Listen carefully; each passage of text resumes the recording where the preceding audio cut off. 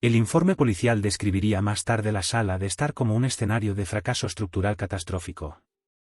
Una frase seca y estéril que no lograba capturar el horror asfixiante y absoluto de aquella tarde de martes.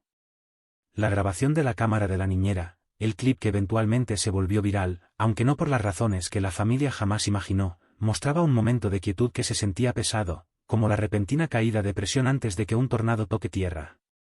En el centro del encuadre estaba Leo, de 10 meses, un punto brillante de color en su pelele azul con estrellas, gateando feliz sobre el caro piso laminado recién instalado. Bloqueando su camino estaban los trillizos, 3 cachorros de boyero de Berna, apenas de 12 semanas. En circunstancias normales, los cachorros de esta raza son bolas caóticas de pelo y cariño torpe. Pero en la grabación, son estatuas. Se sientan en una perfecta formación militar hombro con hombro, creando un muro vivo entre el bebé y el centro exacto de la habitación. Leo ríe, inocente ante la tensión, e intenta empujar al cachorro del medio, Barnaby. Barnaby no lo lame. No se rueda para jugar. En cambio, baja la cabeza y emite un ronquido gutural bajo que vibra a través del micrófono de la cámara. Un sonido demasiado profundo, demasiado resonante para un perro de ese tamaño. No era un gruñido de ira. Era un gruñido de desesperación. Cuando la madre de Leo, Sara, entra en el encuadre para regañar al perro, no ve la advertencia. Ve agresión. Ve una bestia amenazando a su hijo. Se agacha para levantar a su bebé, pisando con furia el espacio prohibido que los perros estaban custodiando. Ese fue el momento en que la casa gritó. 3 semanas antes, la vida era perfecta como una postal. Sara y David habían traído a los trillizos a casa en una nube de optimismo. Fue una decisión impulsiva alimentada por un deseo romantizado de que su hijo creciera con protectores, una manada de gigantes gentiles que velaran por él mientras aprendía a caminar. Acababan de mudarse a una casa moderna de mediados de siglo recién renovada en las colinas, una impresionante pieza arquitectónica de vidrio, luz y madera pulida que dominaba el valle. Era la vida soñada por la que habían trabajado años para permitirse. Barnaby, Buster y Bella debían ser la pieza final de ese rompecabezas. Durante la primera semana, lo fueron. Dormían en un enredo de patas, masticaban juguetes de goma con cariño y tropezaban con sus enormes patas. La casa estaba llena de sonidos de respiración de cachorros y risas de bebé. Pero el cambio ocurrió un domingo por la tarde. Sutil al principio, como un olor agrio que no logras ubicar. David veía fútbol en la sala de estar. Sara doblaba ropa en el sofá. Leo hacía su gateo de soldado por la alfombra de la sala, dirigiéndose hacia la gran ventana saliente. De repente, los cachorros dejaron de jugar. No corrieron hacia Leo para saludarlo. Corrieron hacia él.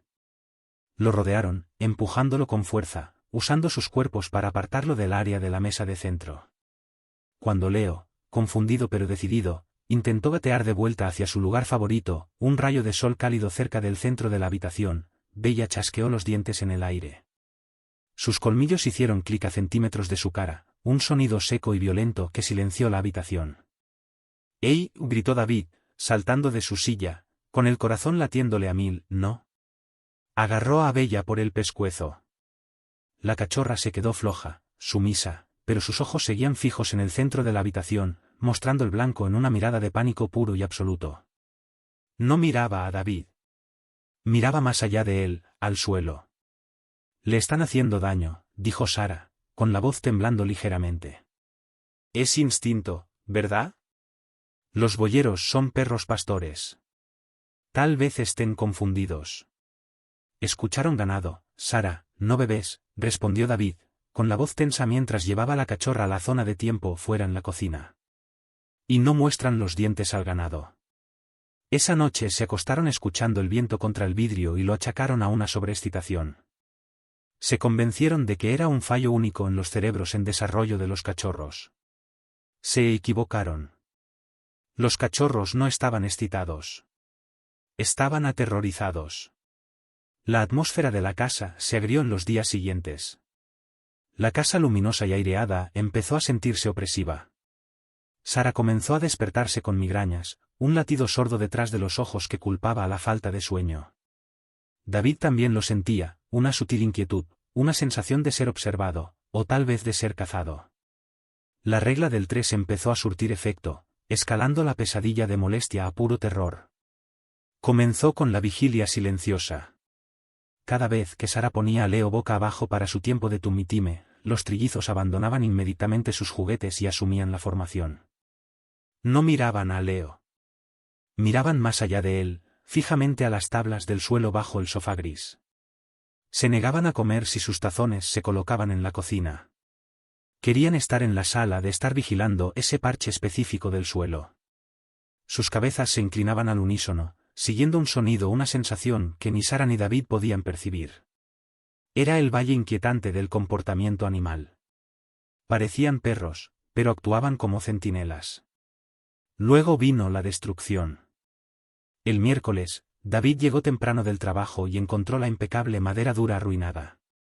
Los cachorros habían arañado violentamente en la unión perfecta del laminado en el centro de la habitación. No era un arañazo juguetón. Era excavación. Habían destrozado la madera, con las patas sangrando y en carne viva, cavando con una energía frenética y maníaca. «Esto es una locura», rugió David, dejando caer su maletín y evaluando el daño. «Mira esto». Han cavado un agujero directo a través del subsuelo hasta el concreto. Estaban tratando de llegar a algo, susurró Sara, de pie en el umbral, con los brazos cruzados sobre sí misma. Sintió un frío que nada tenía que ver con el termostato.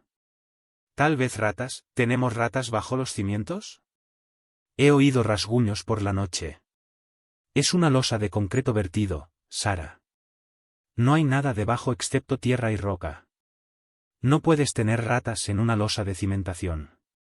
Él parchó el suelo con un trozo de madera contrachapada y cinta adhesiva, culpándose por no haberlos ejercitado lo suficiente, por no drenar su energía. Se sintió como un fracaso como dueño de mascotas. El punto de quiebre llegó el viernes.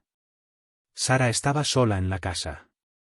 Llevaba a Leo del pasillo a la sala para cambiarle el pañal. Al cruzar el umbral, la energía de la habitación cambió violentamente. Los 3 cachorros estallaron. No era ladrido de juego. Era el chillido frenético y agudo de animales luchando por sus vidas. Barnaby se lanzó a las piernas de Sara. Mordió la tela de sus pantalones de pijama de seda, arrastrándola hacia atrás con una fuerza sorprendente. No la estaba atacando. La estaba anclando. «Suéltame», gritó ella, pateando, con el pánico subiendo por su garganta. Buster y Bella se arrojaron delante de ella, bloqueando físicamente el camino al sofá. Eran un muro de pelo y músculo.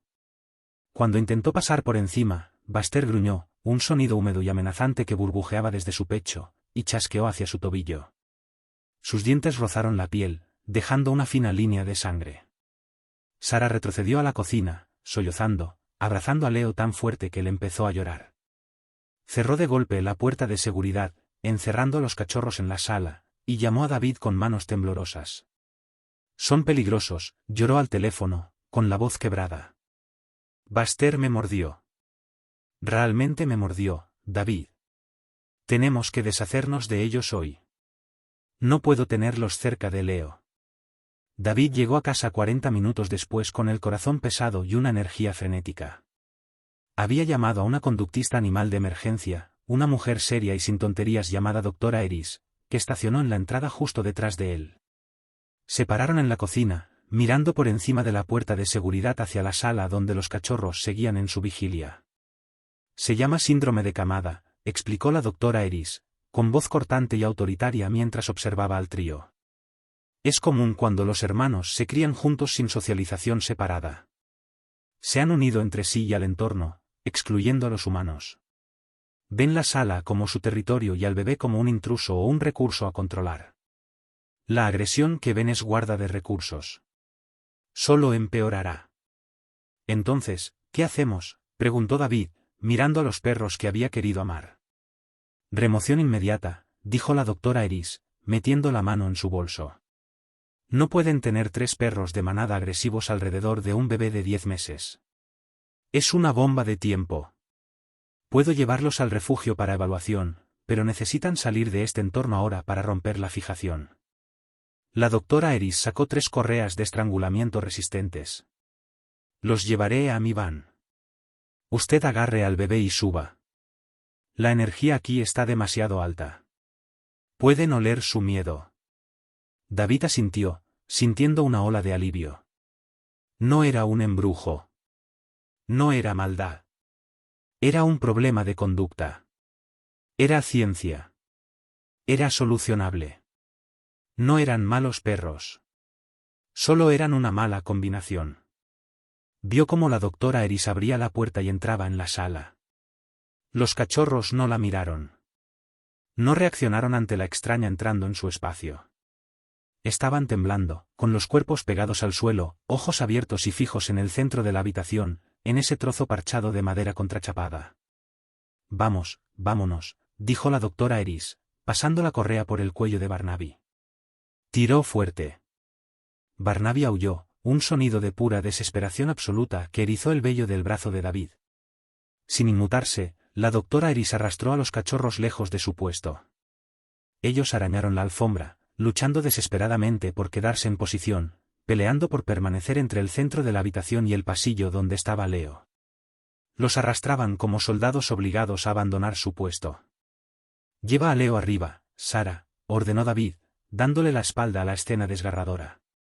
Sara entró en la sala para cruzar hacia las escaleras. Pasó justo por el punto que los perros habían estado custodiando, con los ojos en los cachorros llorando que eran sacados por la puerta principal. Liberada del caos de los perros, la habitación cayó en un silencio repentino y zumbante. El aire se sintió delgado. Finalmente, suspiró David, frotándose las sienes. Se acabó. Entonces la mesa de centro empezó a deslizarse. Se movió solo una pulgada, pero se movió contra la gravedad, deslizándose hacia el centro de la alfombra. Un gemido bajo resonó por toda la casa, no de un animal, sino de los huesos del edificio mismo. No era un fantasma. No era un demonio. Era física. El sonido empezó como una vibración en las plantas de los pies de Sara, una frecuencia tan baja que había estado vibrando el fluido en los oídos internos sensibles de los cachorros durante semanas. Era infrasonido, la frecuencia del miedo. Cuando Sara pisó el centro de la habitación, la integridad estructural de la casa, comprometida por un enorme hundimiento no detectado causado por una tubería de drenaje subterránea con fuga, finalmente cedió. La losa de concreto había estado colgando sobre un vacío durante un mes, sostenida por varillas y tensión. Los rasguños, los perros estaban tratando de exponer la debilidad para mostrarle a su manada dónde estaba el peligro. Los empujones, estaban manteniendo el peso fuera del punto de fractura.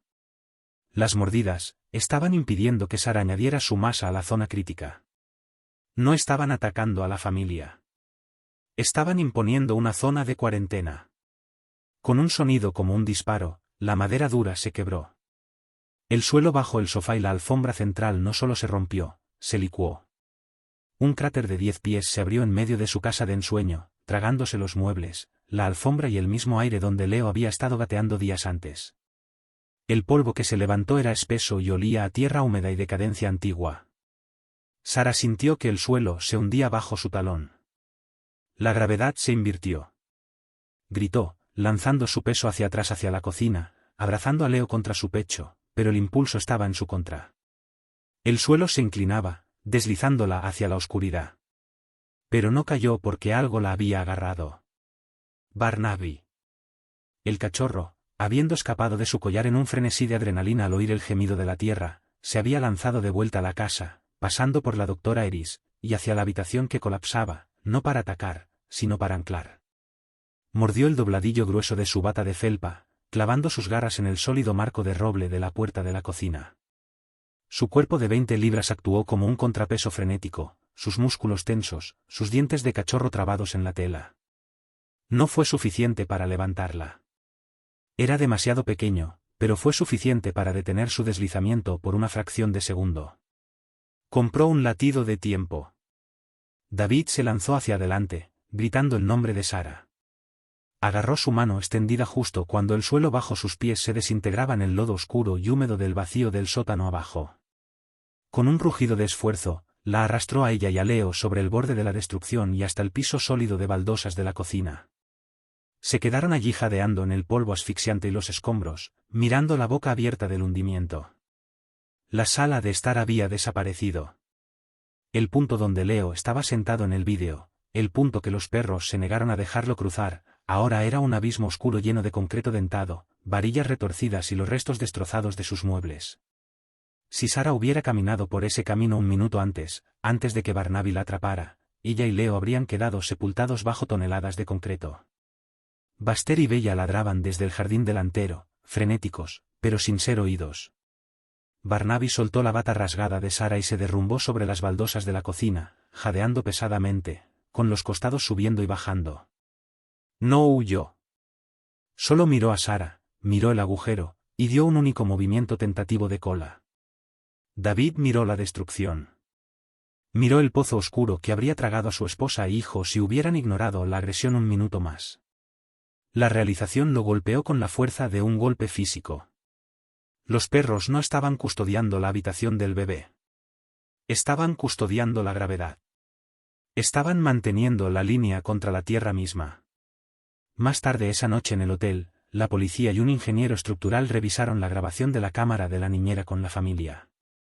El ingeniero señaló la forma sutil en que los cachorros se alineaban a lo largo de las vigas de soporte, sintiendo instintivamente las vibraciones de la losa que se doblaba, que los sentidos humanos eran demasiado torpes para captar. Las migrañas que Sarah y David habían sentido eran síntomas de exposición a infrasonido, la misma frecuencia que hace que la gente sienta que está siendo embrujada. Lo sabían, dijo el ingeniero, sacudiendo la cabeza con incredulidad. Los animales siempre saben. Esa losa estaba vibrando como un diapasón durante semanas. Si no hubieran mantenido al bebé fuera de ese punto central. No terminó la frase. No hacía falta. Sarah durmió en el suelo de la habitación del hotel esa noche, rechazando la cama alta. Se acurrucó en un colchón sacado del sofá cama. Leo estaba en el medio, durmiendo profundamente, y alrededor de ellos, formando un triángulo perfecto de ronquidos, calor y pelo pesado, estaban Barnaby, Baxter y Bella. Sarah enterró la cara en el cuello de Barnaby, llorando suavemente en su pelaje, susurrando disculpas una y otra vez. El cachorro solo suspiró, apoyando su pesada cabeza en su tobillo. Ya no eran mascotas. Ya no eran solo perros. Eran la cimentación. Y esta vez la familia sabía exactamente qué estaban construyendo.